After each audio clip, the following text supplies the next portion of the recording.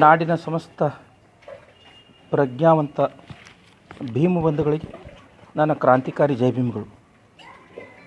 ಇವತ್ತು ಬೆಳಗ್ಗೆಯಿಂದ ಸಾಮಾಜಿಕ ಜಾಲತಾಣದಲ್ಲಿ ಛತ್ರಪತಿ ಶಾಹು ಮಹಾರಾಜರವರ ಜಯಂತ್ಯೋತ್ಸವದ ಅಂಗವಾಗಿ ಅವರ ಜನ್ಮ ದಿನಾಚರಣೆಗೆ ಸಂಬಂಧಪಟ್ಟಂತೆ ಪರ ಮತ್ತು ವಿರೋಧಗಳು ಅಥವಾ ಸತ್ಯ ಮತ್ತು ಸಾಧ್ಯತೆಗಳು ಮತ್ತು ಸುಳ್ಳು ಈ ವಿಚಾರಗಳ ಕುರಿತು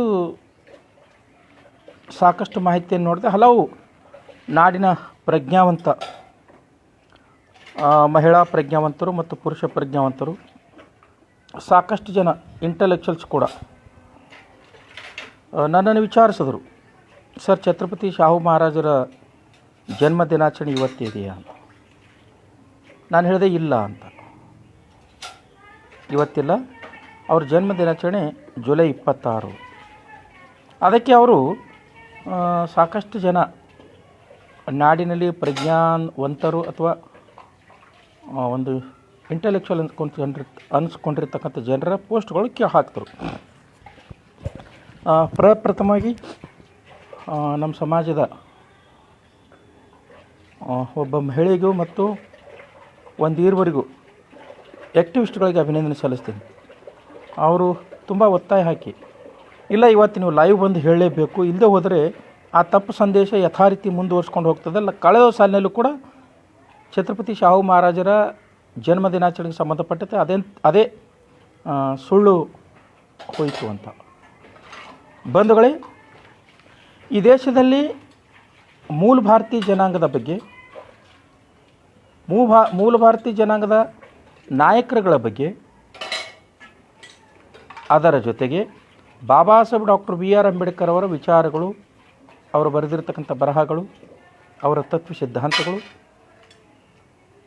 ಹಾಗೂ ಬೌದ್ಧ ಧರ್ಮದ ಬಗ್ಗೆ, ಇತ್ತೀಚಿನ ದಿನಮಾನಗಳಲ್ಲಿ ಬೌದ್ಧ ಧರ್ಮದ ಬಗ್ಗೆ ತಿರ್ಸ್ತಕ್ಕಂಥ ಕೆಲಸ ಸಾಹಿತ್ಯದಲ್ಲಿ ತಿರುಚುವುದಷ್ಟೇ ಅಲ್ಲದೇ ಸಾಮಾಜಿಕ ಜಾಲತಾಣಗಳ ಮೂಲಕನೂ ಕೂಡ ಯಥೇಚ್ಛವಾಗಿ ತಿರುಚಿ ಹೇಳ್ತಕ್ಕಂಥ ಒಂದು ಗಾಂಪರ ಗುಂಪು ಈ ಸಾಮಾಜಿಕ ಜಾಲತಾಣದಲ್ಲಿದೆ.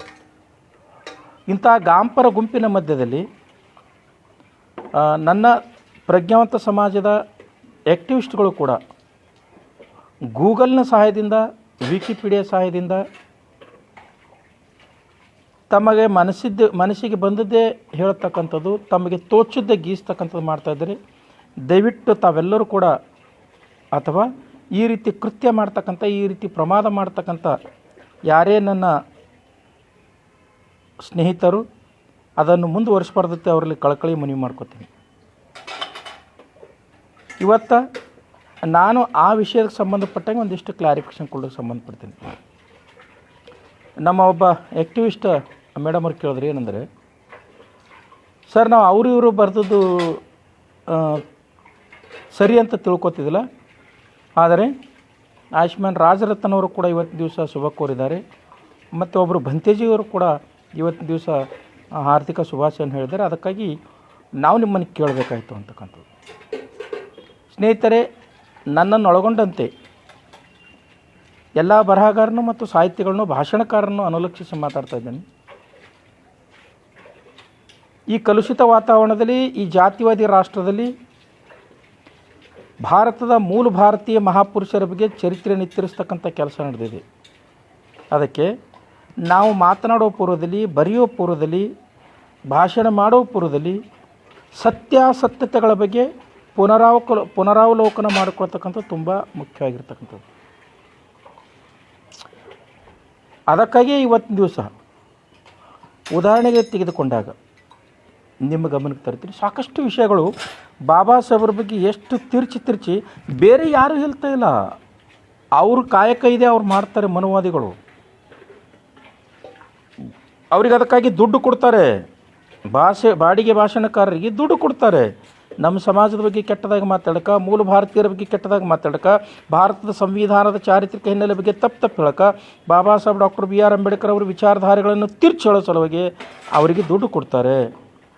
ಆದರೆ ಅಧ್ಯಯನಹೀನರಾಗಿರ್ತಕ್ಕಂಥ ಕೆಲವೊಂದು ನನ್ನ ಸಮಾಜದ ಜನರು ಕೂಡ ಅವರೇನು ಪೋಸ್ಟ್ ಮಾಡಿರ್ತಾರೆ, ಅವರೇನು ಹರಿದು ಬಿಡ್ತಿರ್ತಾರೆ, ಅವನ್ನೆಲ್ಲ ಪ್ರಚಾರ ಮಾಡ್ತಾರೆ. ಆ ಪ್ರಚಾರ ಮಾಡೋಕ್ಕೆ ಕೆಲವೊಂದು ಒಂದು 5% ಜನ ನಮ್ಮ ಸಮಾಜದಲ್ಲೂ ಕೂಡ ಇದ್ದಾರೆ. ಅವರನ್ನು ಅನುಲಕ್ಷಿಸಿ ಮಾತಾಡ್ತಿದ್ದೀನಿ ಇವತ್ತು. ನೀವು ಕೇಳೋದಿಲ್ಲ, ನಮ್ಮ ಗಮನಕ್ಕೆ ಬಂದಿಲ್ಲಲ್ಲ ಸರ್, ಅದು ಏನು ತಿರ್ಚಿ ಮಾತಾಡ್ತಿದ್ರೆ ಬಾಬಾ ಸಾಹೇಬ್ರ ಬಗ್ಗೆ ಅಂತಕ್ಕಂಥದ್ದು. ಒಂದು 4 ವಿಷಯಗಳು ನಿಮ್ಮ ಗಮನಕ್ಕೆ ತಕ್ಷಣ ಸ್ನೇಹಿತರೆ. Baba Saheb doctor B R Ambedkar ಅವರಿಗೆ ಅಂಬೇಡ್ಕರ್ ಅಂತಕ್ಕಂಥ ಹೆಸರು ಹೆಂಗೆ ಬಂತು ಅನ್ನೋದ್ರ ಬಗ್ಗೆ ತಮ್ಮ ಮನಸ್ಸಿಗೆ ಬಂದಿರತಕ್ಕಂಥ ಹೇಳ್ತಾರೆ. ಇಲ್ಲಿವರೆಗೂ ಚಾಂಗ್ದೇವ್ ಭಾವನರಾವ್ ಖೈರ್ಮುಡಿ 1927ರಿಂದ Baba Saheb doctor B R Ambedkar ಅವ್ರ ಜೊತೆಗೆ ಇದ್ದಿರ್ತಕ್ಕಂಥ ಸೋಹನ್ ಲಾಲ್ ಶಾಸ್ತ್ರಿ, ಶಂಕರಾನಂದ ಶಾಸ್ತ್ರಿ, ದಾದಾ ಸಾಹೇಬ್ ಗಾಯಕ್ವಾಡ, ಬಿ ಸಿ ಕಾಂಬ್ಳೆ, ಖೈರ್ಮುಡೆ, ಖೋಬರ್ಗಡೆ ಇವರೆಲ್ಲರೂ ಕೂಡ Baba Saheb doctor B R Ambedkar ಅವರ ಸಮಕಾಲೀನವರಾಗಿರೋದು. ಅವರ ಅನುಯಾಯಿಗಳಾಗಿ ಸಾಮಾಜಿಕವಾಗಿರ್ತಕ್ಕಂಥ ಚಳವಳಿಗಳಲ್ಲಿ ಸಾಹಿತ್ಯ ರಚನೆ ಸಮುದಾಯದ ಸಾಹಿತ್ಯ ರಚನೆ ಮಾಡ್ತಕ್ಕಂಥ ಸಂದರ್ಭದಲ್ಲಿ ಬಾಬಾ ಸಾಹೇಬರ ಸಿದ್ಧಾಂತಗಳನ್ನು ಕ್ರೋಢೀಕರಣ ಮಾಡ್ತಕ್ಕಂಥ ಕೆಲಸದಲ್ಲಿ ಜೀವನ ಪೂರ್ತಿ ಅದರಲ್ಲೇ ವ್ಯಯ ಮಾಡಿರ್ತಕ್ಕಂಥ ಜನಾಂಗ.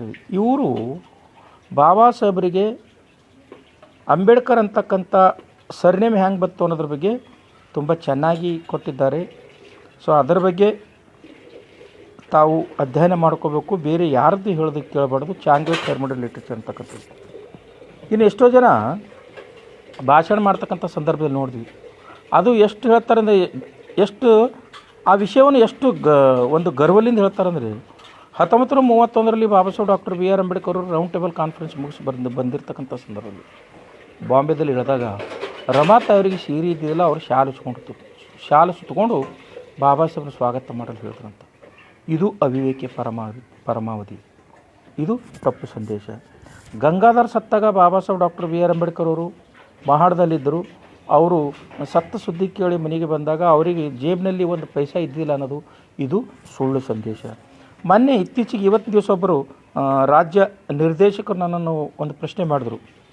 ಸಾಮಾಜಿಕ ಜಾಲತಾಣದಲ್ಲಿ ಒಂದು ವಿಷಯ ಹರಿದು ಬಿಡ್ತಾ ಇದ್ದರೆ 46 ಜನ ಒಂದು ಆರೋಪಿಗಳಿಗೆ ಶಿಕ್ಷೆ ಆಗ್ತಕ್ಕಂಥ ಸಂದರ್ಭದಲ್ಲಿ ಬಾಬಾ ಸಾಹೇಬರು ಆರ್ಗ್ಯುಮೆಂಟ್ ಮಾಡ್ತಾಯಿದ್ರು. ಅವ್ರಿಗೆ ಒಂದು ಚಿಟ್ಟಿ ಬಂತು. ಆರ್ಗ್ಯುಮೆಂಟ್ ಆದ ನಂತರ ಜಡ್ಜ್ ಸಾಹೇಬ್ರಿಗೆ ಕೇಳಿದ್ರು, ಏನು ಚಿಟ್ಟಿ ಅಂದರೆ ನಾನು ಹೆಂಡತಿ ನನ್ನ ಮಿಸ್ಸಸ್ಸು ಕಾಲವಾದವಳು ಸರ್ ಅಂತ ಹೇಳಿದ್ರು. ಓ, ನಿಮ್ಮ ಮಿಸ್ಸಸ್ಸು ಕಾಲವಾದರೂ ಕೂಡ ಇವ್ರ ಸಲುವಾಗಿ ಹೋರಾಟ ಮಾಡಿದ್ರು ಅಂತ. ಇದು ಬಾಲಿಶತನದು, ಇದು ಶುದ್ಧ ಸುಳ್ಳು. ಕಾರಣ ಏನಂದರೆ, Baba Saheb doctor B R Ambedkar Baba ಸಾಹೇಬ್ನೇ ಲಡೇಸೋ ಮುಕದ್ದಮೆ ಪೂರ ಡಾಕ್ಯುಮೆಂಟ್ರಿ ಇವೇನಂತಾರೆ. ಇದು ಯಾರೋ ಕಲ್ಪಿತವಾಗಿ ಸಾಮಾಜಿಕ ಜಾಲತಾಣದಲ್ಲಿ ಹರಿದು ಬಿಟ್ಟಿರ್ತಕ್ಕಂಥ ಹಾಗೆ ಮಾತಾಡ್ತಾ ಇದ್ದೀವಿ. ಸಂವಿಧಾನ ಇಲ್ಲಿ ಮೊನ್ನೆ ಒಬ್ಬರಿಗೆ ನೋಡಿದ್ವಿ ಮತ್ತು ಕೇಳ್ತಾನೇ ಇದ್ದೀವಿ. ಒಂದಿಷ್ಟು ಜನ ಹೇಳ್ತಾರೆ, ಭಾರತ ಸಂವಿಧಾನ ರಚನಾ ಸಮಿತಿ ಸಭೆಗೆ ಬರಬೇಕಾದ್ರೆ ಗಾಂಧೀಜಿಯವರ ಪ್ರೇರಣೆಯಿಂದ ಬಂದರು. ಒಂದಿಷ್ಟು ಜನ ಬರೆದಿದ್ದಾರೆ ಕೂಡ, ತಮ್ಮ ಭಾಷಣದಲ್ಲೂ ಕೂಡ ಹೇಳ್ತಾರೆ. ಇನ್ನು ಕೆಲವರು ಹೇಳ್ತಾರೆ, ಇಲ್ಲ ಬ್ರಿಟನ್ ಸರ್ಕಾರ ಮನಸ್ಸು ಮಾಡ್ತು, ಬಾಬಾ ಸಾಹೇಬ್ ಹೋಗಿ ಕೇಳ್ಕೊಂಡ್ರೆ ಅವರಿಗೆ ದಯವಿಟ್ಟು ನನಗೆ ಸಂವಿಧಾನ ರಚನಾ ಸಮಿತಿ ಸಭೆಯಲ್ಲಿ ಸೇರಿಸಿರಿ ಅಂತೇಳಿ. ಅದಕ್ಕೆ ಅವ್ರು ಹೇಳಿದ್ರು, ಇಲ್ಲ ನೀವು ಬಾಬಾ ಸಾಹೇಬ್ರಿಗೆ ತಗೊಳ್ಳಿನಂದರೆ ನಾವು ನಿಮಗೆ ಭಾರತದ ಸಂವಿಧಾನ ಸ್ವಾತಂತ್ರ್ಯವನ್ನು ಕೊಡಲ್ಲ ಅಂತಕ್ಕಂಥ ಮಾತು ಹೇಳಿದ್ರು ಅಂತಕ್ಕಂಥದ್ದು. ಎಂಥ ಬಾಲಿಶತನ ಅಂತ ಒಂದು ತಿಳ್ಕೊರಿ ಸ್ನೇಹಿತರೆ. ಇದನ್ನು ಕೂಡ ಬಾಲಿಶತನದ ಮಾತು, ಸುಳ್ಳು. ಬಾಬಾ ಸಾಹೇಬರು ಭಾರತ ಸಂವಿಧಾನ ರಚನಾ ಸಮಿತಿಗೆ ಬರಬೇಕಾದ್ರೆ ಆಗಿನ ಕಾಂಗ್ರೆಸ್ದವರಿಗೆ ಅನಿವಾರ್ಯತೆ ಇದ್ದ ಸಲುವಾಗಿ ಬಾಬಾ ಸಾಹೇಬರು ಮನೆಗೆ ಹೋಗಿ ರಾಜಗೃಹಕ್ಕೆ ಹೋಗಿ ಕಾಲು ಬಿದ್ದು ಕರ್ಕೊಂಡು ಬಂದಿರತಕ್ಕಂಥದ್ದು. ಅವರಿಗೆ ಸಂವಿಧಾನ ರಚನಾ ಸಮಿತಿ ಸಭೆಗೆ ಬರಬೇಕಾದ್ರೆ ಯಾವ ಬ್ರಿಟನ್ ರಾಜ್ಯನ ಅವಶ್ಯಕತೆ ಇದ್ದಿದ್ದಿಲ್ಲ. ಯಾರಿಗೆ ಹೋಗಿ ಕೇಳಿನ 2 ಸಾರಿ ಅವರು ಆಗಸ್ಟ್ 1946 ಆಗಸ್ಟ್ನಲ್ಲಿ ಹೋಗಿರ್ತಕ್ಕಂಥದ್ದು. ಪೂನಾ ಪ್ಯಾಕ್ಟ್ 1934 ಸೆಪ್ಟೆಂಬರ್ 24 ಅನ್ನೋ ಕಾಂಗ್ರೆಸ್ನವ್ರು ನಡೆದುಕೊತಾ ಇಲ್ಲ. ಅದಕ್ಕಾಗಿ ಅವರಿಗೆ ಅವ್ರ ಬಗ್ಗೆ ದೂರು ಕೊಡೋಕ್ಕೆ ಹೋಗಿದ್ರು. ದೆನ್ 1946 ಅಕ್ಟೋಬರ್ ತಿಂಗಳಲ್ಲಿ ಮತ್ತೆ ಹೋಗಿರ್ತಕ್ಕಂಥದಕ್ಕೆ ಕಾರಣ ಏನಂದರೆ, ಪೂನಾ ಪ್ಯಾಕ್ಟ್ ಪ್ರಕಾರ ನಡ್ಕೋತಾ ಇದ್ದಿಲ್ಲ. ಮುಂದಿನ ದಿನಗಳಲ್ಲಿ ನಾನು ಜನರಿಗೆ ಇವರು ವಂಚನೆ ಮಾಡ್ತಾರೆ, ಅದಕ್ಕಾಗಿ ಪೂನಾ ಪ್ಯಾಕ್ಟ್ನ ರದ್ದುಪಡಿಸಿದೆ ಅಂತ ಕಂಪ್ಲೇಂಟ್ ಕೊಡೋಕ್ಕೆ ಹೋಗಿದ್ರೇನೋ, ಯಾರಿಗೂ ಕೂಡ ಅವರು ಮನವಿ ಮಾಡ್ಕೊಳಕ್ಕೆ ಹೋಗಿದ್ದಿಲ್ಲ. ಸೊ ಇದು ಒಂದು ತಪ್ಪು ಈ ರೀತಿ. ಆಮೇಲೆ ಈ ಬಾಡಿಗೆ ಭಾಷಣಕಾರರು ಭಾಷಣದಲ್ಲಿ ಹೇಳ್ತಾರೆ, ಯಾವುದಾದ್ರೂ ತಮ್ಮ ವಿಚಾರಗಳನ್ನು ಸಾದರಪಡಿಸ್ತಕ್ಕಂಥ ಸಂದರ್ಭದಲ್ಲಿ, ಉದಾಹರಣೆ OBC ಜನಾಂಗ, ಮೈನಾರಿಟಿ ಜನಾಂಗ, SC ಜನಾಂಗ ನೀವು ಒಗ್ಗಟ್ಟಾದರೆ ನೀವು ಈ ದೇಶ ಆಳೋ ವರ್ಗ ಆಗ್ಬೋದು ಅಂತ ಪಾರ್ಲಿಮೆಂಟ್ದಾಗ ಹೇಳ್ತು. ಏನು ರೀ ಇದು ಅವಿವೇಕಿಗಳೇ. ಯಾವತ್ತೂ ಕೂಡ Baba Saheb doctor B R Ambedkar ಅವರು ಈ ರೀತಿ ಜಾತಿಯನ್ನು ಉಲ್ಲೇಖಿಸಿ ಜಾತಿ ಧರ್ಮಗಳ ಆಧಾರದ ಮೇಲೆ ಮಾತನಾಡಿರ್ತಕ್ಕಂಥದ್ದು ಒಂದು ಕೂಡ ದಾಖಲೆ ಇಲ್ಲ. ಕಾನ್ಸ್ಟಿಟ್ಯೂಷನ್ ಡಿಬೇಟ್ಸ್ ವ್ಯಾಲ್ಯೂಮ್ಸ್ ಇವೆ 12 ವ್ಯಾಲ್ಯೂಮ್ ಅಂತಾರೆ. ಈ ರೀತಿ ತಮ್ಮದು ಏನೋ ಒಂದು ಮಾತಿನ ಚಟ ತೀರಿಸ್ಕೊಳ್ಳೋ ಸಲುವಾಗಿ ಈ ರೀತಿ ಹೇಳ್ತಕ್ಕಂಥ ನಡೀತಾ ಇದೆ. ಸೊ ಇದು ಇಷ್ಟೇ ಅಂತ ತಿಳ್ಕೊಂಡಿದ್ದೆ ನಾನು. ಆದರೆ ಇತ್ತೀಚಿನ ದಿನಗಳಲ್ಲಿ ಈ ಸಂವಾದ ಅಂತಕ್ಕಂಥದ್ದು ಮತ್ತು ಬ್ರಾಹ್ಮಣವಾದಿಗಳ ಮಾಧ್ಯಮಗಳ ಮೂಲಕ ವಿನಯ ಪೀಠಕ, ಸುತ್ತು ಪೀಠಕ, ಅಭಿಧಮ್ಮ ಪೀಠಕಗಳಲ್ಲೂ ಕೂಡ ಕೈ ಆಡಿಸ್ತಾ ಇದ್ದಾರೆ. ಅವರಲ್ಲಿ ಇವೆ ಅವನ್ನ ಅಧ್ಯಯನ ಮಾಡ್ತಾರೆ, ಅವನ್ನು ತೀರಿಸ್ತಕ್ಕಂಥ ಕೆಲಸ ಮಾಡ್ತಾಯಿದ್ದಾರೆ. ಮೊನ್ನೆ ನಾನು ಅದಕ್ಕೊಂದು ಉತ್ತರ ಕೊಟ್ಟೆ. ತಥಾಗತ ಗೌತಮ ಬುದ್ಧರು ಚಾತುರ್ಣ ಪದ್ಧತಿಯನ್ನು ಪ್ರತಿಪಾದನೆ ಮಾಡಿದರು ಅಂತಕ್ಕಂಥ ಮಾತನ್ನು ಆ ಬ್ರಾಹ್ಮಣವಾದಿಗಳು ಹೇಳ್ತಾಯಿದ್ರು. ಅದಕ್ಕೆ ನಾನು ಉತ್ತರ ಕೊಟ್ಟೆ. ಅವ್ರು ಕೋಟ್ ಮಾಡೋದು ದೀಘನಿಕಾಯ. ಅವ್ರಿಗೆ ಅವತ್ತು ಹೇಳಿದೆ, ಬಹುಶಃ ಈಗ ಕೂಡ ನಿಮ್ಗೆ ಹೇಳ್ತೀನಿ. ವಿನಯ ತ್ರಿಪೀಠಕಗಳ ಹಾರ್ಟ್ ಆಗಿರ್ತಕ್ಕಂಥ ದೀಘನಿಕಾಯದಲ್ಲಿ 3 ಇವೆ. Volume number 1, 2, 3. ವ್ಯಾಲ್ಯೂಮ್ ನಂಬರ್ 3ರಲ್ಲಿ 27ನೇ ಮಹಾಮಂಗಳ ಸೂತ್ರದಲ್ಲಿ, ಅಗ್ಗೈ ಸೂತ್ರದಲ್ಲಿ ಗೌತಮ ಬುದ್ಧರು ಚಾತುರ್ಣ ಪದ್ಧತಿಯ ಬಗ್ಗೆ ಪ್ರತಿಪಾದನೆ ಮಾಡೋದಲ್ಲ, ಅದರ ಬಗ್ಗೆ ಪ್ರಶ್ನೆ ಮಾಡ್ತಾರೆ. ಋಗ್ವೇದದ 10ನೇ ಮಂಡಲದ ಪುರುಷ ಸೂಕ್ತದ 10ನೇ ಮಂಡಲದ 90ನೇ ಸೂಕ್ತದಲ್ಲಿ 12ನೇ ಶ್ಲೋಕದಲ್ಲಿ ಮಹಾಪುರುಷನ ಮುಖದಿಂದ ಬ್ರಾಹ್ಮಣ ಹುಟ್ಟಿದನು, ಭುಜದಿಂದ ವೈಶ್ಯ ಹುಟ್ಟಿದನು, ತೊಡೆಯಿಂದ ಕ್ಷತ್ರಿಯ ಹುಟ್ಟಿದನು ಅಂತಕ್ಕಂಥ ಮಾತನ್ನು ಹೇಳ್ತಿರಲ್ಲ. ಹಣೆಯಿಂದ ಬ್ರಾಹ್ಮಣ, ಭುಜದಿಂದ ಕ್ಷತ್ರಿಯ, ತೊಡೆಯಿಂದ ವೈಶ್ಯ, ಪಾದದಿಂದ ಶೂದ್ರ.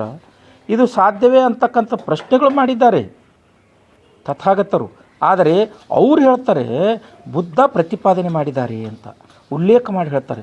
ಈ ರೀತಿ ಇಷ್ಟು ದಿವಸ ಬಾಬಾ ಸಾಹೇಬ್ರ ವಿಚಾರಧಾರೆಯನ್ನು ಕಳತನ ಮಾಡ್ತಕ್ಕಂಥ, ಹೈಜಾಕ್ ಮಾಡ್ತಕ್ಕಂಥ, ಕಲುಷಿತಗೊಳಿಸ್ತಕ್ಕಂಥ ಮಾಡಿದ್ರೆ ಇವತ್ತು ಧಮ್ಮಕ್ಕೂ ಕೂಡ ಬಂದಿದ್ದಾರೆ. ಇಂಥ ಸಂದಿಗ್ಧ ಪರಿಸ್ಥಿತಿಯಲ್ಲಿ ನಮ್ಮ ಜನಾಂಗ ಅಧ್ಯಯನ ಮಾಡದೇ ಸಾಮಾಜಿಕ ಜಾಲತಾಣದಲ್ಲಿ ತಾನೇ ಹೇಳೋದು ಸತ್ಯ ಅಂತಕ್ಕಂಥದ್ದು, ಇದು ಅವಿವೇಕಿತನದ ಮಾಹಿತಿಗಳನ್ನು ನೀಡ್ತಕ್ಕಂಥದ್ದು ಕೆಲಸ ನಡೀತಾ ಇದೆ. ಅದಕ್ಕೆ ಹೇಳ್ತಾ ಇದ್ದೀನಿ, ದಯವಿಟ್ಟು ಈ ಏನು 5% ಸಾಮಾಜಿಕ ಜಾಲತಾಣದಲ್ಲಿ ಫಾರ್ವರ್ಡ್ ಆಗಿರ್ತಕ್ಕಂಥ ಮೆಸೇಜ್ಗಳನ್ನು ತಾವೇ ಸ್ವತಃ ಬರ್ಕೊಂಡು ತಮ್ಮ ಹೆಸರು ಹಾಕ್ತಕ್ಕಂಥವ್ರಿಗೆ ದಯವಿಟ್ಟು ಆ ಕೃತ್ಯ ಮಾಡಬೇಡ್ರಿ. ನಿಮಗೆ ಬರೀಲೇಬೇಕಾದರೆ ಆ ವಿಷಯ ಸಿಕ್ಕರೆ ಅದನ್ನು ಇಟ್ಕೊಂಡು ದಾಖಲೆಗಳನ್ನು ನೋಡಿ, ಸಾಕಷ್ಟು ದಾಖಲೆಗಳಿವೆ. ಆಮೇಲೆ ಮುಖ್ಯವಾಗಿರ್ತಕ್ಕಂಥ ವಿಷಯ, ಈ ಬಾಬಾ ಸಾಹೇಬ್ ಡಾಕ್ಟರ್ BR ಅಂಬೇಡ್ಕರ್ ಬರಹ ಮತ್ತು ಭಾಷಣಗಳ 22 ವ್ಯಾಲ್ಯೂಮ್ಸ್ ಏನಿವೆ, ಅವುಗಳ ಬಗ್ಗೆ ಕೆಲವೊಂದು ಧರ್ಮದ ವಿಷಯಕ್ಕೆ ಸಂಬಂಧಪಟ್ಟಂಗೆ, ಜಾತಿಯ ವಿಷಯಕ್ಕೆ ಸಂಬಂಧಪಟ್ಟಂಗೆ ತುಂಬ ತಿರ್ಚಿರ್ತಕ್ಕಂಥದ್ದಿವೆ. ಅದಕ್ಕಾಗಿ ಅವನ್ನು ಪುನರ್ ಪರಿಶೀಲಿಸಿ ತಾವು ದಯವಿಟ್ಟು ಸಾಮಾಜಿಕ ಜಾಲತಾಣದಲ್ಲಿ ಬರೀಬೇಕು ಅಂತಕ್ಕಂಥ ಮಾತನ್ನು ಒಂದು ತಮ್ಮ ಗಮನಕ್ಕೆ ತರಲಿಕ್ಕೆ ಇಚ್ಛೆ ಪಡ್ತಾಯಿದ್ದೀನಿ. ಅಷ್ಟೇ ಅಲ್ಲ, ಈಗ ನಮ್ಮ ಮೂಲ ಭಾರತೀಯರಾಗಿರ್ತಕ್ಕಂಥ ಛತ್ರಪತಿ ಶಾಹು ಮಹಾರಾಜರ ಬಗ್ಗೆಯೂ ಕೂಡ ತಿರ್ಚಿರ್ತಕ್ಕಂಥ ನೋಡ್ತಾ ಇದ್ದೀವಿ. ಬೇರೆ ಯಾರಾದರೂ ಒಬ್ಬ ಕೃತಿಚೌರ್ಯ ಸಾಹಿತಿ ತಿರುಚಿದ್ದಾನೆಂದರೆ ಅದೊಂದು ಮಾತು. ಆದರೆ ಸರ್ಕಾರ ಮುದ್ರಣ ಮಾಡ್ತಕ್ಕಂಥ ಪುಸ್ತಕಗಳಲ್ಲೂ ಕೂಡ ಈ ರೀತಿ ತಿರುಚುವಿಕೆ ನಡೆದಿದೆ. ಉದಾಹರಣೆಗಾಗಿ ನಾನು ನಿಮ್ಗೆ ಹೇಳಿದೆ, 18ನೇ ವ್ಯಾಲ್ಯೂಮ್ ನಂಬರ್ ಪೇಜ್ ನಂಬರ್ 611ರಲ್ಲಿ ಶಂಕರಾಚಾರ್ಯರ ಬಗ್ಗೆ ಪ್ರತಿಪಾದನೆ ಮಾಡಿರ್ತಕ್ಕಂಥ ಸಾಧ್ಯನೇ ಇಲ್ಲ. ಯಾಕಂದರೆ ನಾಗಾರ್ಜುನ ಕೊಂಡವನ್ನು ಧ್ವಂಸ ಮಾಡಿರ್ತಕ್ಕಂಥ ವ್ಯಕ್ತಿ ಶಿಲಾಶಾಸನಗಳಿರ್ತವೆ, ಚಾರಿತ್ರಿಕ ಗ್ರಂಥಗಳಿರ್ತವೆ, ಹಳೆಯ ಚಾರಿತ್ರಿಕ ಗ್ರಂಥಗಳು. ಅಂಥದ್ರಲ್ಲಿ ಬಾಬಾ ಸಾಹೇಬ್ರು ಅದು ಹೇಗೆ ಹೇಳೋಕ್ಕೆ ಸಾಧ್ಯತೆ ಇದೆ? ಇದು ತಿರುಚಿರ್ತಕ್ಕಂಥದ್ದು. ಇನ್ನು ಈ ಕನ್ನಡ ಮತ್ತು ಸಂಸ್ಕೃತಿ ಇಲಾಖೆಯವರು ಅಥವಾ ಭಾಷಾ ಭಾರತಿಯಿಂದ ಮುದ್ರಣಗೊಂಡಿರ್ತಕ್ಕಂಥ ಸಾಮಾಜಿಕ ಕ್ರಾಂತಿಕಾರಿ ರಾಜಶ್ರೀ ಶಾಹು ಛತ್ರಪತಿ ಅಂತಕ್ಕಂಥ ಈ ಪುಸ್ತಕವನ್ನು ಸರ್ಕಾರದವರು ಮುದ್ರಣ ಮಾಡಿದ್ದಾರೆ. ಈ ಪುಸ್ತಕದಲ್ಲಿ ಛತ್ರಪತಿ ಶಾಹು ಮಹಾರಾಜರವರ ಜನ್ಮ ದಿನಾಂಕ ನೋಡಿ, ಆ ಟಾಪಿಕ್ ಹೆಸರು ಹೇಳ್ತೀನಿ ನಿಮಗೆ. ಆ ಪುಸ್ತಕದಲ್ಲಿ ಹೊಸ ಯುಗ ಆರಂಭ ಅಂತಿದೆ. ಆ ಹೊಸ ಯುಗ ಆರಂಭದ ಕೊನೆಯ ಪ್ಯಾರದಲ್ಲಿ ಛತ್ರಪತಿ ಶಾಹು ಮಹಾರಾಜರವರು, ಅವರಿಗೇನು ಮೂಲ ಹೆಸರಿನ ಯಶವಂತ ಅಂತಿತ್ತು, ಅವರು ಜೂನ್ 24, 1874 ಕೊಟ್ಟಿದ್ದಾರೆ ಅಂತ ತಪ್ಪಾಗಿ ದಾಖಲಿಸ್ತಾರೆ. ಜೂನ್ 24 ಸ್ನೇಹಿತರೆ ಅಲ್ಲ. ನಾನು ನಿಮಗೆ ಮುಖ್ಯವಾಗಿರ್ತಕ್ಕಂಥ ಒಂದು ಪುರಾತತ್ವ ಇಲಾಖೆಯ ಅಥವಾ ಆರ್ಕಿಯಾಲಜಿಕಲ್ ಡಿಪಾರ್ಟ್ಮೆಂಟ್ನಲ್ಲಿರ್ತಕ್ಕಂಥ ದಾಖಲೆಗಳನ್ನು, ಛತ್ರಪತಿ ಶಾಹು ಮಹಾರಾಜರವರ ಅವರ ಸರ್ಟಿಫಿಕೇಟ್ಗಳನ್ನು ಕ್ರೋಢೀಕರಣ ಮಾಡಿ ವ್ಯಾಲ್ಯೂಮ್ 1 ರಚನೆ ಮಾಡಿರ್ತಕ್ಕಂಥ ಒಬ್ಬ ಈ ದೇಶದ ಮೂಲ ಪುರುಷ ಮಹಾರಾಜರುಗಳ ಅಥವಾ ಮೂಲ ಭಾರತೀಯ ಮಹಾಪುರುಷರ ಗ್ರಂಥಗಳನ್ನು ರಚನೆ ಮಾಡಿರ್ತಕ್ಕಂಥ ವ್ಯಕ್ತಿಗಳು ಒಬ್ಬರಾಗಿರ್ತಕ್ಕಂಥ AB ಲಠ್ಠೆ ಅಂತಕ್ಕಂಥವ್ರ ಬಗ್ಗೆ ಮಾಹಿತಿ ಕೊಡ್ತೀನಿ. AB ಲಠ್ಠೆ ಅವರು ಪೂನಾ ಮತ್ತು ಮುಂಬೈ ನಗರದಲ್ಲಿರ್ತಕ್ಕಂಥ ಆರ್ಕಿಯಾಲಜಿಕಲ್ ಡಿಪಾರ್ಟ್ಮೆಂಟ್ಗೆ ಸಂದರ್ಶನ ಮಾಡಿ ಅಲ್ಲಿರ್ತಕ್ಕಂಥ ಛತ್ರಪತಿ ಶಾಹು ಮಹಾರಾಜರವರ ಕಡತಗಳನ್ನು, ಅವರ ಸರ್ಟಿಫಿಕೇಟ್ಗಳನ್ನು, ಅವರ ವ್ಯವಹಾರಗಳನ್ನು ಇವನ್ನೆಲ್ಲ ಕ್ರೋಢೀಕರಣ ಮಾಡಿ 1924ರಲ್ಲಿ ನೋಡಿ 1924ರಲ್ಲಿ ಅವನ್ನೆಲ್ಲ ಕ್ರೋಢೀಕರಣ ಮಾಡಿ ಅಚ್ಚುಕಟ್ಟಾಗಿ ಛತ್ರಪತಿ ಶಿವಾಜಿ ಮಹಾರಾಜರ ವಂಶಾವಳಿಯ ಬಗ್ಗೆ, ಛತ್ರಪತಿ ಶಾಹು ಮಹಾರಾಜರ ವಂಶಾವಳಿಯ ಬಗ್ಗೆ ದಾಖಲೆಗಳನ್ನು ಮಾಡಿದ್ದಾರೆ. ಆ ದಾಖಲೆ ಮಾಡಿರ್ತಕ್ಕಂಥ ಪುಸ್ತಕದ ಸಂಪುಟದ ಹೆಸರೇನಿದೆ ಅಂದರೆ memories of his highness Shri Chhatrapati Maharaja of Kolhapur. ನೋಡಿ, ಈ ಪುಸ್ತಕದ ಹೆಸರು memories of his highness Shri Chhatrapati Maharaja of Kollur ಅಂತಕ್ಕಂಥ ಒಂದು ವ್ಯಾಲ್ಯೂಮ್ ನಂಬರ್ 1. ಇದನ್ನು ಎ ಬಿ ಲಟ್ಟೆಯವರು 1924ರಲ್ಲಿ ರಚನೆ ಮಾಡಿದ್ದಾರೆ. ಈ ಪುಸ್ತಕದ 3ನೇ ಅಧ್ಯಾಯದಲ್ಲಿ ಪುಟ ಸಂಖ್ಯೆ 23ರಲ್ಲಿ ಛತ್ರಪತಿ ಶಾಹು ಮಹಾರಾಜರವರು 26 ಜುಲೈ 1874ರಲ್ಲಿ ಜನಿಸಿದ್ದಾರೆ ಅಂತಕ್ಕಂಥದ್ದು ಅವರ ಸರ್ಟಿಫಿಕೇಟ್ಗಳ ಆಧಾರದ ಮೇಲೆ, ಅಂದರೆ ಶಾಹು ಮಹಾರಾಜರ ಸರ್ಟಿಫಿಕೇಟ್ಗಳ ಆಧಾರದ ಮೇಲೆ ರಚನೆ ಮಾಡಿರ್ತಕ್ಕಂಥದ್ದು ಎ ಬಿ ಲಟ್ಟೆ ಅವರು 1924ರಲ್ಲಿ ಆ ಪುಸ್ತಕದ ಪುಟ ಸಂಖ್ಯೆ 23ರಲ್ಲಿ 26 ಜುಲೈ 1874ರಲ್ಲಿ ಛತ್ರಪತಿ ಶಾಹು ಮಹಾರಾಜರು ಜನಿಸಿದ್ದಾರೆ ಅಂತಕ್ಕಂಥ ಅವರ ಜನ್ಮ ಕುಂಡಲಿ ಮತ್ತು ಅವರ ಸರ್ಟಿಫಿಕೇಟ್ಗಳ ಆಧಾರದ ಮೇಲೆ ರಚನೆ ಮಾಡಿರ್ತಕ್ಕಂಥದ್ದು. ಹಾಗಿದ್ದಾಗ ಇವತ್ತು ರಾಜರತ್ನ ಆಗಿರ್ಬೋದು, ಇನ್ನೊಬ್ಬರು ಯಾರೋ ಭಂತೇಜಿ ಆಗಿರ್ಬೋದು, ಸಾಮಾಜಿಕ ಜಾಲತಾಣದಲ್ಲಿ ಯಾಕೆ ಅವರನ್ನು ಶುಭ ಕೋರ್ತಾ ಇದ್ದಾರೆ ಅಂದರೆ, ಕಳೆದ ಸಾಲು ಕೂಡ ಇದೇ ಗೊಂದಲವಾಗಿತ್ತು. ಜೊತೆಗೆ ವಿಕಿಪೀಡಿಯಾದಲ್ಲಿ ಮತ್ತು ಗೂಗಲ್ದಲ್ಲಿ ಈ ಮನುವಾದಿ ಮಸ್ತಿಷ್ಕದ ಜನಾಂಗದವರು ಸಾಕಷ್ಟು ವಿಷಯಗಳನ್ನು ತಿದ್ದಿದ್ದಾರೆ. ಅದರಲ್ಲಿ ಛತ್ರಪತಿ ಶಾಹು ಮಹಾರಾಜರ ಜನ್ಮ ದಿನಾಂಕವು ಕೂಡ ಒಂದಾಗಿದೆ. ಅದಕ್ಕಾಗಿ ದಯವಿಟ್ಟು ಛತ್ರಪತಿ ಶಾಹು ಮಹಾರಾಜರ ದಿನಾಂಕ 1874 ಜುಲೈ 26 ಜೂನ್ ಕರ್ನಾಟಕ ಸರ್ಕಾರ ಮುದ್ರಣ ಮಾಡಿರ್ತಕ್ಕಂಥ ಪುಸ್ತಕದಲ್ಲಿ ಜೂನ್ 24 ಇದೆ. ಗೂಗಲ್ದಲ್ಲಿ ಜೂನ್ 26 ಅಂತಿದೆ. ದಯವಿಟ್ಟು ಅವೆರಡೂ ಸುಳ್ಳು. 1874 ಜುಲೈ 26 ಛತ್ರಪತಿ ಶಾಹು ಮಹಾರಾಜರ ಜನ್ಮ ದಿನಾಂಕ ಅಂತಕ್ಕಂಥದ್ದು ಕೂಡ ನೀವೆಲ್ಲರೂ ಅವಲೋಕನ ಮಾಡಬೇಕು. ಯಾರಿಗಾದರೂ ಅನುಮಾನ ಇದ್ದರೆ ಬೇಕಾದ್ರೆ ಆ ಪುಸ್ತಕದ ಪುಟ ಸಂಖ್ಯೆನೂ ಕೂಡ ನಾನು ತಮಗೆ ಹಾಕಲಿಕ್ಕೆ ರೆಡಿ ಇದ್ದೀನಿ ಅಂತಕ್ಕಂಥ ಮಾತನ್ನು ಹೇಳುತ್ತಾ, ಇನ್ನು ಮತ್ತೊಂದು ವಿಷಯ ಏನಂದರೆ ಛತ್ರಪತಿ ಶಾಹು ಮಹಾರಾಜರ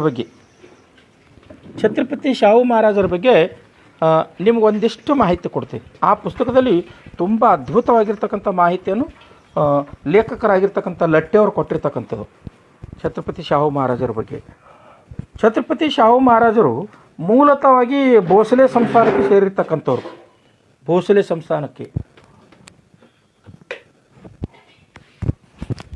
ಸಂಸ್ಥಾನಕ್ಕೆ ಸೇರಿರ್ತಕ್ಕಂಥ ಛತ್ರಪತಿ ಶಾಹು ಮಹಾರಾಜರವರು 1874 ಜುಲೈ 26 ಜನಿಸಿ 1922 ಜೂನ್ ಮೇ 6ನೇ ತಾರೀಕು ದಿವಸ ಅವರು ತೀರ್ಕೊಂಡು ಬಿಡ್ತಾರೆ. ಇಲ್ಲಿ ಒಂದು ಮುಖ್ಯವಾಗಿರ್ತಕ್ಕಂಥ ವಿಷಯವನ್ನು ಗಮನಿಸಬೇಕು. ಇವ್ರ ಲೈಫ್ ಹಿಸ್ಟ್ರಿ ಹೇಳಿ ನಿಮ್ಗೆ ಬರ್ತೀನಿ ಮುಂದಕ್ಕೆ. ಇವರು ಕೊಲ್ಲಾಪುರದಲ್ಲಿಯೇ ಜನ್ಮ ಆಗಿರ್ತದೆ. ಇವರು ಅಂದರೆ ಲಕ್ಷ್ಮೀ ವಿಲಾಸ ಅಂತಕ್ಕಂಥ ಇವರು ಏನು ಭೋಸಲೆಗಳ ಒಂದು ಮನೆ ಇತ್ತು, ದೊಡ್ಡ ಶ್ರೀಮಂತ ಮನೆತನ. ಆ ಮನೆಯಲ್ಲಿ ಲಕ್ಷ್ಮೀ ವಿಲಾಸ ಅಂತಕ್ಕಂಥ ಮನೆಯಲ್ಲಿ ಅಥವಾ ಬಂಗಲೆಯಲ್ಲಿ ಇವರು ಜನನಾಗಿತ್ತು. ಇವ್ರ ತಂದೆ ನರಸಿಂಗರಾವ್ ಘಾಟ್ಗೆ ಅಂತಕ್ಕಂಥವ್ರು, ತಾಯಿ ಹೆಸರು ರಾಧಾಬಾಯಿ ಅಂತವ್ರು. ನರಸಿಂಗರಾವ್ ಘಾಟ್ಗೆ ಮತ್ತು ರಾಧಾಬಾಯಿಯವರು ಇವರು ಕುಣಬಿ ಮರಾಠ ಸಮುದಾಯಕ್ಕೆ ಸೇರಿರ್ತಕ್ಕಂಥ ವ್ಯಕ್ತಿಗಳು. ಆರಂಭದಲ್ಲಿ ಛತ್ರಪತಿ ಶಹಾಜಿ ಮಹಾರಾಜರು ಜನಿಸಿದಾಗ ಇವರಿಗೆ ಯಶವಂತರಾವ್ ಅಂತೇಳಿ ಹೆಸರಿಡ್ತಾರೆ. ಇವರು ರಾಧಾಬಾಯಿಯವರು ಯಶವಂತರಾವರಿಗೆ ಅಥವಾ ಉರ್ಫ್ ಛತ್ರಪತಿ ಶಾಹು ಮಹಾರಾಜರು ತುಂಬ ಪ್ರೀತಿ ಮಾಡ್ತಿರ್ತಾರೆ. ಆದರೂ ಕೂಡ ಶಾಹು ಮಹಾರಾಜರು 3 ವರ್ಷನವರು ಇದ್ದಾಗ ಅವ್ರ ತಾಯಿ ರಾಧಾಬಾಯಿ ತೀರ್ಕೊಂಡು ಬಿಡ್ತಾಳೆ. ರಾಧಾಬಾಯಿ ತೀರ್ಕೊಂಡ ನಂತರ ಒಂದು 7 ವರ್ಷದ ನಂತರ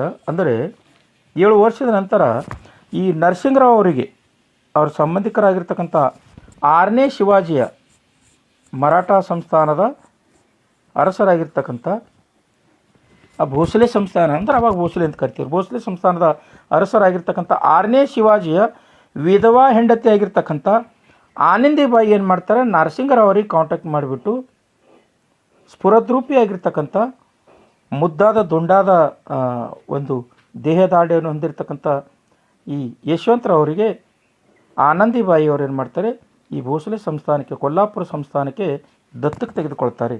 ಸೊ ಆಗ ಆನಂದಬಾಯಿಯವರ ಒಂದು ಸುಪರ್ದಿಯಲ್ಲಿ, ಅವರ ಉಡಿಯಲ್ಲಿ ಕೊಲ್ಲಾಪುರದ ಶಾಹು ಮಹಾರಾಜರು ಬೆಳೀತಾರೆ.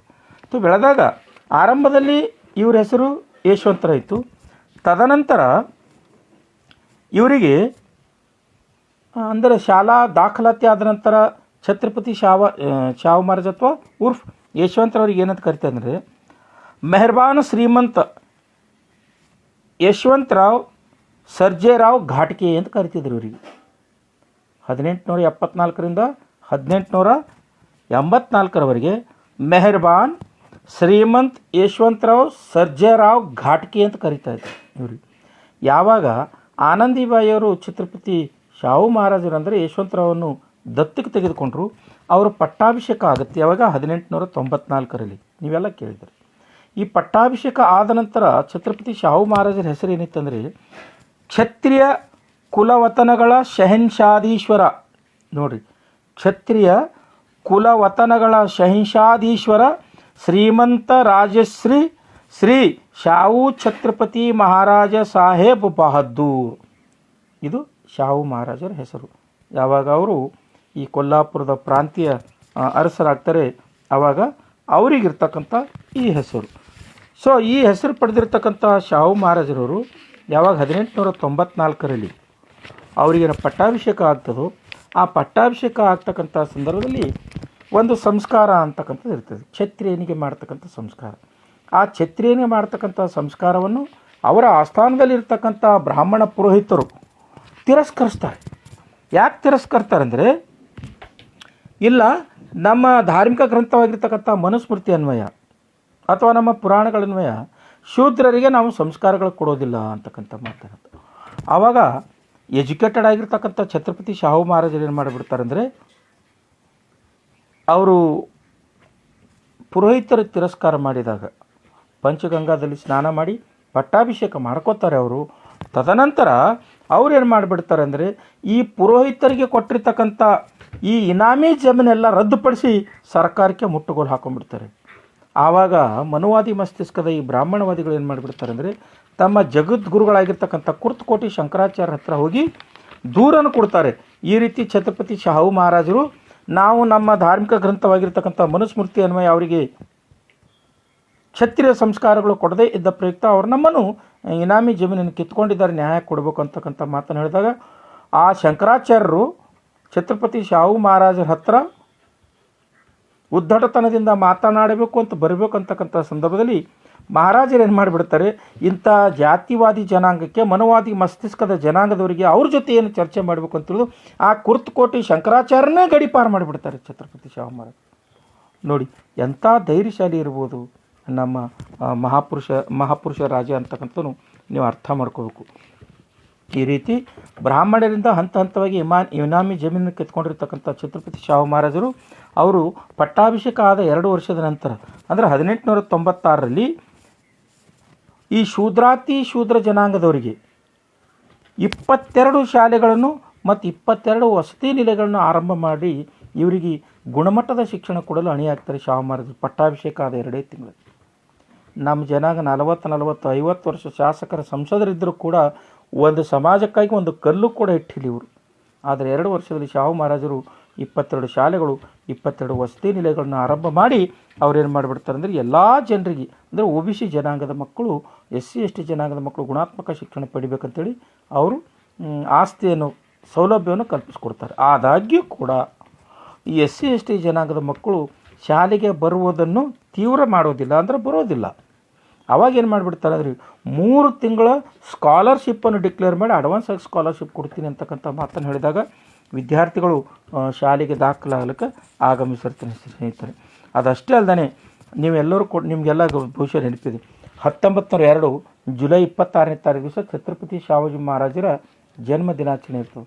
ಆ ಜನ್ಮ ದಿನಾಚರಣೆ ದಿವಸ ಶಾಹು ಮಹಾರಾಜರು ಇಂಗ್ಲೆಂಡಿನ ಅರಸನಾಗಿರ್ತಕ್ಕಂಥ ಜಾರ್ಜ್ ಪಂಚಮನ ಅನುಮತಿಯನ್ನು ಪಡೆದು ಬಂದು ಏನು ಮಾಡ್ತಾರೆ ಅಂದರೆ, ತಮ್ಮ ಸಂಸ್ಥಾನದಲ್ಲಿರ್ತಕ್ಕಂಥ ಈ SC ST OBC ಜನಾಂಗದವರಿಗೆ 50% ರಿಸರ್ವೇಷನನ್ನು ಡಿಕ್ಲೇರ್ ಮಾಡಿಬಿಡ್ತಾರೆ. ಡೌನ್ ಟ್ರೇಡನ್ ಪೀಪಲ್ಸಿಗೆ 50% ರಿಸರ್ವೇಷನ್ನು ಡಿಕ್ಲೇರ್ ಮಾಡಿದಷ್ಟೇ ಅಲ್ಲಿ ಅದನ್ನು ಗೆಜೆಟ್ ರೂಪದಲ್ಲೂ ಕೂಡ ತಂದು ಆದೇಶ ಕೂಡ ಮಾಡಿಸ್ಬಿಡ್ತಾರೆ. ಅದಷ್ಟೇ ಅಲ್ಲದೆ ಇವರು 1917ರಲ್ಲಿ ಒಂದು ಮುಖ್ಯವಾಗಿರ್ತಕ್ಕಂಥ 3 ಕಾಯ್ದೆಗಳು ತೊಗೊಂಬರ್ತಾರೆ. 1917ರಲ್ಲಿ ವಿಧವೆಯರಿಗೆ ಮರು ವಿವಾಹ ಕಾಯ್ದೆಯನ್ನು ಜಾರಿಗೆ ತೊಗೊಂಬಿರ್ತಾರೆ. ಅಂದರೆ ಆವಾಗ ಈ ಹಿಂದೂ ಧರ್ಮದ ಸಂಸ್ಕೃತಿ ಪ್ರಕಾರ ವಿಧವೆಯರು ಮದುವೆ ಮಾಡ್ಕೊಳ್ಳೋಂಗಿದ್ದಿಲ್ಲ. ಆದರೆ ಅಂದರೆ ವಿಧವೆಯರು ಪುನರ್ವಿವಾಹ ಕಾಯ್ದೆಯನ್ನು ಜಾರಿಗೆ ತಂದು ವಿಧವೆಯರಿಗೆ ಕೂಡ ಜೋಡ ಜೊತೆ ಆಗೋಂಗ ಕಾಯ್ದೆಯನ್ನು ಮಾಡಿಬಿಡ್ತಾರೆ. ಅದಷ್ಟೇ ಅಲ್ಲದೆ 1917ರಲ್ಲಿ ಜುಲೈ 30ನೇ ತಾರೀಕು ದಿವಸ ಒಂದು ಆದೇಶವನ್ನು ಹೊರಡಿಸ್ಬಿಟ್ಟು ಕೊಲ್ಲಾಪುರದ ಸಂಸ್ಥಾನದಲ್ಲಿ 6ರಿಂದ ಮೇಲ್ಪಟ್ಟಿರ್ತಕ್ಕಂಥ ಎಲ್ಲ ವಿದ್ಯಾರ್ಥಿಗಳಿಗೆ ಉಚಿತ ಮತ್ತು ಕಡ್ಡಾಯ ಶಿಕ್ಷಣವನ್ನು ಘೋಷಣೆ ಮಾಡಿಬಿಡ್ತಾರೆ. ನೋಡಿ, ಭಾರತ ಸರ್ಕಾರ 1986ರಲ್ಲಿ ನ್ಯೂ ಎಜುಕೇಷನ್ ಪಾಲಿಸಿ ಮೂಲಕ 1986 ಮಾಡಿದ್ರೆ ಬಾಬಾ ಸಾಹೇಬ್ ಡಾಕ್ಟರ್ BR ಅಂಬೇಡ್ಕರ್ ಬಹುಶಃ ಬಾಬಾ ಸಾಹೇಬ್ರಿಗೆ ಇದೇ ಪ್ರೇರಣೆ ಆಗಿರಬೇಕು ಅಂತ ಅನಿಸ್ತದೆ. ಅದಕ್ಕೆ ಸಂವಿಧಾನದ ವಿಧಿ ಆರ್ಟಿಕಲ್ 45 ಅನ್ವಯ ಫ್ರೀ ಆ್ಯಂಡ್ ಕಂಪಲ್ಸರಿ ಎಜುಕೇಷನನ್ನು ಬಾಬಾ ಸಾಹೇಬರು ಸೇರಿಸಿದ್ರು ಆರಂಭಿಕ ಕಾಲಘಟ್ಟದಲ್ಲಿ. ತದನಂತರ ಅದು ಮೂಲಭೂತ ಹಕ್ಕಾಗಿ ಸಂವಿಧಾನದ ವಿಧಿ 21A ಇವತ್ತು 21A ಸೊ ಚಾವು ಮಹಾರಾಜರು ಕೂಡ 1917ರಲ್ಲಿ ಜುಲೈ 30ನೇ ತಾರೀಕು ದಿವಸ ಇಡೀ ಸಂಸ್ಥಾನದಲ್ಲಿರ್ತಕ್ಕಂಥ ಎಲ್ಲ SC ST ಮಕ್ಕಳಿಗೆ ಫ್ರೀ ಆ್ಯಂಡ್ ಕಂಪಲ್ಸರಿ ಎಜುಕೇಷನನ್ನು ಆರಂಭ ಮಾಡ್ತಾರೆ. ಅದಷ್ಟೇ ಅಲ್ಲದೆ 1919ರಲ್ಲಿ ಈ ಜಾತೀಯತೆ ನಿರ್ಮೂಲನೆ ಕಾಯ್ದೆಯನ್ನು ಕೂಡ ಚಾವು ಮಹಾರಾಜರು ಜಾರಿಗೆ ತರ್ತಾರೆ. ಅವ್ರ ಸಂಸ್ಥಾನ ಜಾತೀಯತೆ ನಿರ್ಮೂಲನೆ ಕಾಯ್ದೆ ಜಾರಿಗೆ ತರೋದಷ್ಟೇ ಅಲ್ಲ, ಅವರ ಸಂಸ್ಥಾನದ ಅಧೀನದ ಅಲ್ಲೇ ಕೊಲ್ಲಾಪುರದಲ್ಲಿರ್ತಕ್ಕಂಥ ಒಬ್ಬ ಗಂಗಾರಾಮ್ ಕಾಂಬ್ಳೆ ಅಂತಕ್ಕಂಥ ವ್ಯಕ್ತಿಗೆ ಏನು ಮಾಡಿಬಿಡ್ತಾರೆ, ತಮ್ಮ ಸಂಸ್ಥಾನದ ರಸ್ತೆ ಬದಿಯಲ್ಲಿ ಅವನಿಗೆ ಸ್ವಂತ ಒಂದು ಹೋಟೆಲ್ ಇಡ್ಲಿಕ್ಕೆ ಆದೇಶ ಮಾಡ್ತಾರೆ. ಅವನಿಗೆ ಸೌಲಭ್ಯ ಕಲ್ಪಿಸ್ಕೊಡ್ತಾರೆ. ಸರ್ಕಾರದಿಂದ ಅವನಿಗೆ ಗ್ರ್ಯಾಂಟು ಕೊಡ್ತಾರೆ. ಆ ಹೋಟೆಲ್ದಲ್ಲಿ ಇಲ್ಲಿ ಕೆಲಸ ಮಾಡ್ತಕ್ಕಂಥ ಅಂದರೆ ಅರಮನೆ ಮುಂಭಾಗದಲ್ಲಿ ಕೆಲಸ ಮಾಡ್ತಕ್ಕಂಥ ಎಲ್ಲ ಜನರು ಕೂಡ ಆ ಹೋಟೆಲ್ದಲ್ಲಿ ಚಹಾ ಕುಡಿಬೇಕು ಅಂತಕ್ಕಂಥ ಮಾತನ್ನು ಅವ್ರಿಗೆ ಹೇಳ್ತಾರೆ.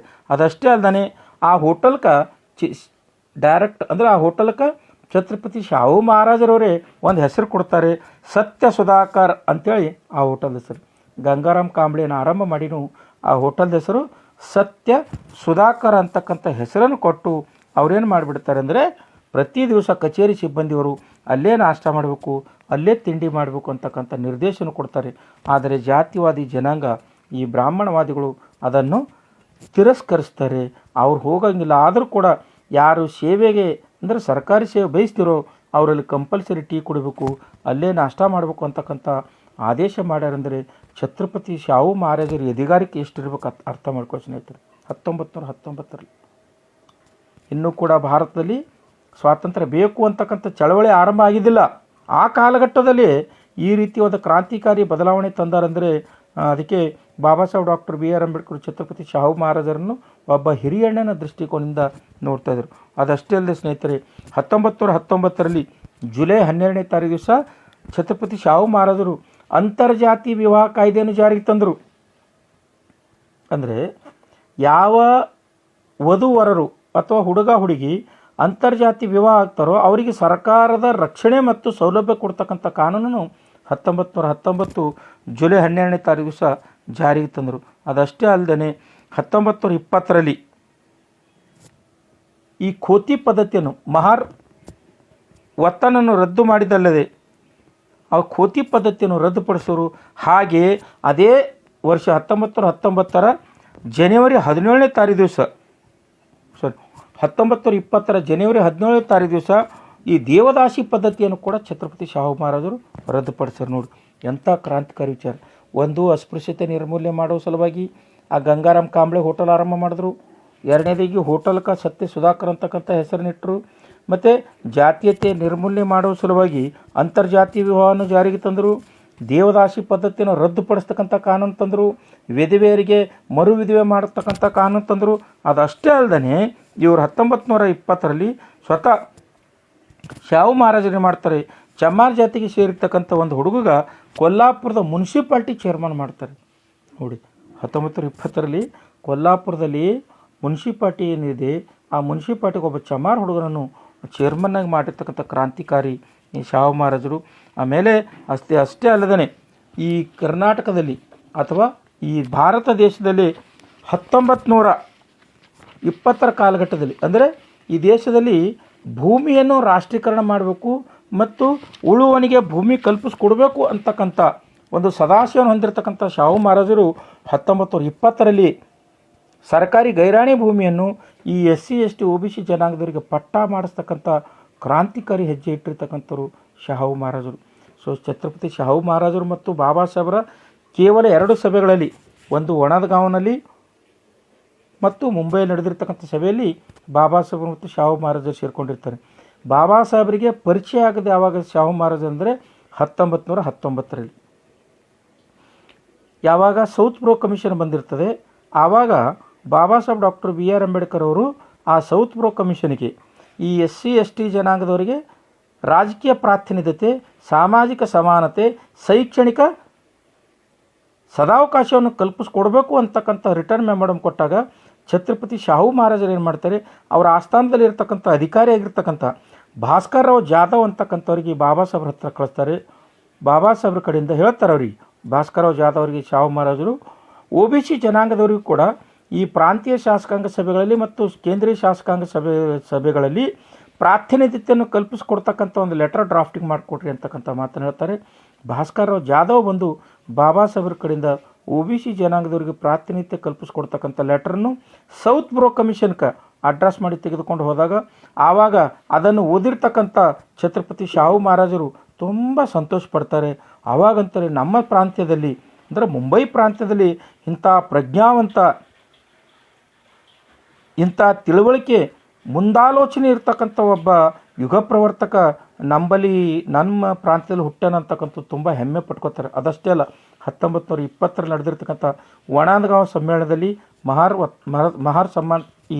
ಮಹಾರ್ ಅಥವಾ SC ST ಈ ಸಮ್ಮೇಳನದಲ್ಲಿ ಶಾಹು ಮಹಾರಾಜರು ಹೇಳ್ತಾರೆ ಜನರಿಗೆ, ಇಷ್ಟು ದಿವಸ ನನಗೊಂದು ಚಿಂತೆ ಇತ್ತು, ನಿಮ್ಮ ಭಾಗ್ಯವಿಧಾತ ಯಾರದಾರೆ, ನಿಮ್ಮ ಈ ಬಹುದಿನಗಳ ಕನಸನ್ನು ನನಸು ಮಾಡ್ತಕ್ಕಂಥ ಭಾಗ್ಯವಿಧಾತ ಯಾರಿದ್ದಾರೆ, ನಿಮಗೆ ರಾಜಕೀಯ ಪ್ರಾತಿನಿಧ್ಯ, ಸಾಮಾಜಿಕ ಸಮಾನತೆಯನ್ನು ಕಲ್ಪಿಸ್ಕೊಡ್ತಕ್ಕಂಥ ದೃಷ್ಟಾರರು ಯಾರಿದ್ದಾರೆ, ಯಾರು ಇಲ್ವಲ್ಲ ಅಂತ ಚಿಂತೆ ಮಾಡ್ತಾಯಿದೆ.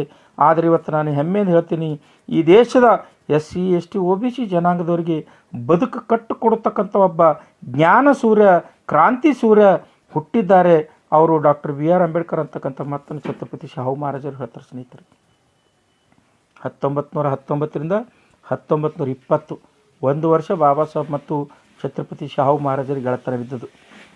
ಒಂದೆರಡು ಸಾರಿ ಡಬಕ್ ಚಾಳಕ್ ಬಾಬಾ ಸಾಹೇಬರು ಇರ್ತಕ್ಕಂಥ ಮುಂಬೈಗೂ ಕೂಡ ಛತ್ರಪತಿ ಶಾಹು ಮಹಾರಾಜರು ಬಂದು ಬಾಬಾ ಸಾಹೇಬ್ನ ಕಾಣಲು ಬಂದಿದ್ದರು. ಅಂಥ ಹೃದಯ ವೈಶಾಲ್ಯತೆ ಇರ್ತಕ್ಕಂಥವ್ರು ಛತ್ರಪತಿ ಶಾಹು ಮಹಾರಾಜರು.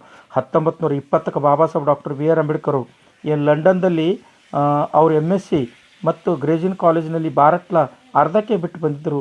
ಅದನ್ನು ಪೂರ್ಣಗೊಳಿಸುವ ಸಲುವಾಗಿ ಹೋಗ್ತಕ್ಕಂಥ ಸಂದರ್ಭದಲ್ಲಿ ಛತ್ರಪತಿ ಶಾಹು ಮಹಾರಾಜರು ಒಬ್ಬ ಪ್ರಾಂತೀಯ ಅರಸರಾಗಿದ್ದು ಒಬ್ಬ ಅಣ್ಣನ ಸ್ಥಾನದಲ್ಲಿ ನಿಂತು ಬಾಬಾ ಸಾಹೇಬ್ ಡಾಕ್ಟರ್ BR ಅಂಬೇಡ್ಕರ್ ಅವರಿಗೆ 3000 ಇಡುಗಂಟು ಕೊಡ್ತಾರೆ. ಇದು ಇಟ್ಕೊಂಡು ಹೋಗಿ ಬಾಬಾ ಸಾಹೇಬ್, ನಿಮ್ಮ ಅಧ್ಯಯನಕ್ಕೆ ಇದು ಸಹಕಾರಿ ಆಗುತ್ತೆ ಅಂತಕ್ಕಂಥ 1920ಕ್ಕೆ ಆ ಇಡುಗಂಟು ತೊಗೊಂಡು ಹೋಗಿರ್ತಕ್ಕಂಥ ಬಾಬಾ ಸಾಹೇಬ್ ಡಾಕ್ಟರ್ BR ಅಂಬೇಡ್ಕರ್ ಅವರು ಮತ್ತು ಯಾವತ್ತೂ ಕೂಡ ಛತ್ರಪತಿ ಶಾಹು ಮಹಾರಾಜರ ಮುಖವನ್ನೇ ನೋಡಲಿಲ್ಲ. ಕಾರಣ 1922ರಲ್ಲಿ ಛತ್ರಪತಿ ಶಾಹು ಮಹಾರಾಜರು ಅಂದರೆ ಬಾಬಾ ಸಾಹೇಬರು 1920ಕ್ಕೆ ಮುಂಬೈಲಿಂದ ಲಂಡನ್ ಸ್ಕೂಲ್ ಆಫ್ ಎಕನಾಮಿಕ್ಸ್ಗೆ ಅಂದರೆ ಲಂಡನ್ಗೆ ಹೋಗಿದ್ದರು. ಅಲ್ಲಿಂದ ವಾಪಸ್ 1923ಕ್ಕೆ ವಾಪಸ್ ಬರ್ತಾರೆ. 23ಕ್ಕೆ ವಾಪಸ್ ಬರುವ ಪೂರ್ವದಲ್ಲಿ ಒಂದು ವರ್ಷ ಮುಂಚೆನೇ ಛತ್ರಪತಿ ಶಾಹು ಮಹಾರಾಜರು ತೀರ್ಕೊಂಡು ಬಿಟ್ಟಿದ್ದರು. 1922ರಲ್ಲಿ ಶಾಹು ಮಹಾರಾಜರು ತೀರ್ಕೊಂಡಾಗ ಬಾಬಾ ಸಾಹೇಬ್ ಡಾಕ್ಟರ್ BR ಅಂಬೇಡ್ಕರ್ ತುಂಬ ವ್ಯತ್ಯಪಟ್ಟಿದ್ರು.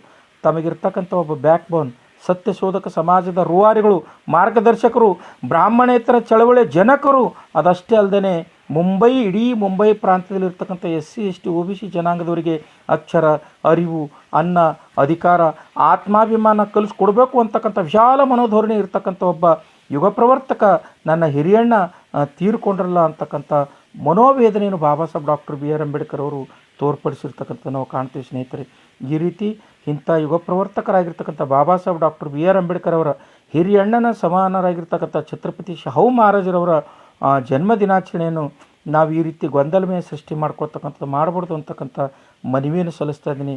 ದಯವಿಟ್ಟು ಎಲ್ಲರೂ ಕೂಡ ಜುಲೈ 26ನೇ ತಾರೀಕು ದಿವಸ ಛತ್ರಪತಿ ಶಾಹು ಮಹಾರಾಜರ ಜನ್ಮ ದಿನಾಚರಣೆ ಅವರ ಸರ್ಟಿಫಿಕೇಟ್ಗಳ ಆಧಾರದ ಮೇಲೆ, ಸರ್ಕಾರದ ಸರ್ಟಿಫಿಕೇಟ್ಗಳ ಆಧಾರದ ಮೇಲೆ ಅಂತಕ್ಕಂಥ ನಿಮ್ಮ ಗಮನಕ್ಕೆ ತರ್ತಾ ಇದ್ದೀನಿ. ಕರ್ನಾಟಕ ಸರ್ಕಾರ ಮುದ್ರಣ ಮಾಡಿರ್ತಕ್ಕಂಥ ಕ್ರಾಂತಿ ಸೂರ್ಯ ಛತ್ರಪತಿ ಶಾಹು ಮಹಾರಾಜ ಪುಸ್ತಕದಲ್ಲಿ ದಯವಿಟ್ಟು ಅಲ್ಲೂ ಕೂಡ ಡೇಟ್ ತಪ್ಪಿದೆ. ಅದು 1874 ಜೂನ್ 24 ಅಂತ ಬರೆದಿದ್ದಾರೆ. ಅದಕ್ಕಾಗಿ ಅದನ್ನು ಕೂಡ ಕನ್ಸಿಡರ್ ಮಾಡಬೇಡ್ರಿ. ಇದು ನಾವು AB ಲಟ್ಟೆಯವರು ಬರೆದಿರ್ತಕ್ಕಂಥ ಮತ್ತು ಛತ್ರಪತಿ ಶಾಹು ಮಹಾರಾಜರ ಮೂಲ ದಾಖಲಾತಿಗಳ ಆಧಾರದ ಮೇಲೆ ಜುಲೈ 26 ಇದೆ ಅಂತಕ್ಕಂಥ ಮಾತನ್ನು ಹೇಳುತ್ತಾ, ಜೊತೆಗೆ ಇನ್ನೊಂದು ಮಹಾಪುರುಷರ ಚರಿತ್ರೆ ತಿರುಸ್ತಾ ಇದ್ದಾರೆ. ಅದಕ್ಕೆ ನೀವೆಲ್ಲರೂ ಕೂಡ ಪುನಃ ಅಧ್ಯಯನ ಮಾಡಿ, ಮನನ ಮಾಡಿಕೊಂಡು ಅವುಗಳ ದಾಖಲೀಕರಣ ಮಾಡಬೇಕು. ಯಾರೋ ಕಳಿಸಿರಂಥದ್ದು ಫಾರ್ವರ್ಡ್ ಮಾಡ್ತಕ್ಕಂಥದ್ದು, ಯಾರೋ ಹೇಳ್ಯಾರ ಬರೆದಾರಂಥದ್ದು ಅದನ್ನು ಫಾರ್ವರ್ಡ್ ಮಾಡ್ತಾ ಹೋದರೆ ಪ್ರಮಾದ ಆಗುತ್ತೆ.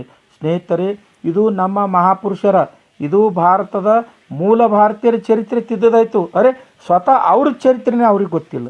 ಉದಾಹರಣೆ ಒಂದು ಹೇಳಿ ನಿಮ್ಮೆಲ್ಲರ ಗಮನಕ್ಕೆ ತರ್ತೀನಿ. ಇದು ತುಂಬ ಇಂಪಾರ್ಟೆಂಟ್ ವಿಷಯ. ಸ್ವತಃ ತಮ್ಮ ಚರಿತ್ರೆಯನ್ನು ಕಲುಷಿತಗೊಳಿಸ್ತಕ್ಕಂಥದ್ದು, ಅದನ್ನು ಹೊಲಸು ಮಾಡ್ತಕ್ಕಂಥ, ಅದನ್ನು ತಿರುಸ್ತಕ್ಕಂಥ ಪ್ರವೃತ್ತಿ ಈ ದೇಶದ ಮನುವಾದಿಗಳಿದೆ. ಉದಾಹರಣೆ, ನಾವು ಪ್ರತಿ ವರ್ಷ ಸೆಪ್ಟೆಂಬರ್ 5ನೇ ತಾರೀಕಿನಂದು ಟೀಚರ್ಸ್ ಡೇ ಮಾಡ್ತೀವಿ. ಪ್ರತಿ ವರ್ಷ ಶಿಕ್ಷಕರ ದಿನಾಚರಣೆ ಮಾಡ್ತೀವಿ, ರಾಜ್ಯ ಮಟ್ಟದ ಪ್ರಶಸ್ತಿ ಕೊಡ್ತೀವಿ, ರಾಷ್ಟ್ರ ಮಟ್ಟದ ಪ್ರಶಸ್ತಿ ಕೊಡ್ತೀವಿ. ಸರ್ವಪಲ್ಲಿ ರಾಧಾಕೃಷ್ಣರವರ ಹೆಸರ ಮೇಲೆ ಈ ಪ್ರಶಸ್ತಿಯನ್ನು ಕೊಡ್ತಾರೆ. ನಿಮಗೆಲ್ಲರಿಗೂ ಗೊತ್ತೇ. ಅವತ್ತು ದಿವಸ ಅವ್ರದ್ದು ಒಂದೇ ಫೋಟೋ ಇಡ್ತಾರೆ. ಸರ್ವಪಲ್ಲಿ ರಾಧಾಕೃಷ್ಣರವರ ಏಕೈಕ ಮಗ ಸರ್ವಪಲ್ಲಿ ಗೋಪಾಲ್. ಇವರು ಜರ್ಮನಿ ಹಿಸ್ಟ್ರಿ ಪ್ರೊಫೆಸರ್ ಅದಾರೆ. ಹಿಸ್ಟ್ರಿ ಪ್ರೊಫೆಸರ್ ಇರ್ತಕ್ಕಂಥ ಸರ್ವಪಲ್ಲಿ ಗೋಪಾಲ್ ಅವರು ಒಂದೇ ನಿಮಿಷ ಇಲ್ಲೇ ಇದೆ.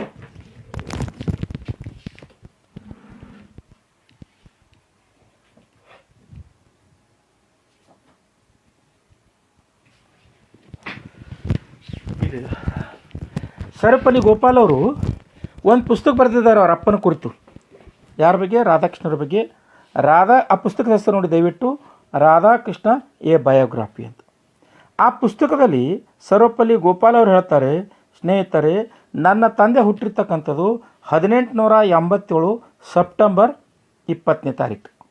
ನೋಡಿ, ಸ್ವತಃ ಅವ್ರ ಮಗ ಬರೀತಾರೆ, ನಮ್ಮ ತಂದೆಯ ಆಫೀಸಲ್ಲಿ ರೆಕಾರ್ಡ್ಸ್, ನಮ್ಮ ತಂದೆಯ ಸರ್ಟಿಫಿಕೇಟ್ಗಳು ಎಲ್ಲವಲ್ಲೂ ಕೂಡ ನಮ್ಮ ತಂದೆಯ ಡೇಟ್ ಆಫ್ ಬರ್ತ್ 1887 ಸೆಪ್ಟೆಂಬರ್ 20. ಆದರೆ ಈ ದೇಶದ ಜನಾಂಗ, ಭಾರತದ ಜನಾಂಗ ನನ್ನ ತಂದೆಯ ಡೇಟ್ ಆಫ್ ಬರ್ತನ್ನು 1888 ಸೆಪ್ಟೆಂಬರ್ 5 ಅಂತೂ ಪರಿಭಾವಿಸಿ ಅದನ್ನು ರೂಲಿಂಗ್ ಮಾಡಿ ಆದೇಶ ಮಾಡಿ ಸೆಪ್ಟೆಂಬರ್ 5ನೇ ತಾರೀಕು ದಿವಸ ನಮ್ಮ ತಂದೆಯ ದಿನಾಚರಣೆನ ಆಚರಣೆ ಮಾಡ್ತೀನಿ ಅಂದರೆ ಇದಕ್ಕೆ ನಾನು ಏನು ಅನ್ನಬೇಕು ಅಂತ.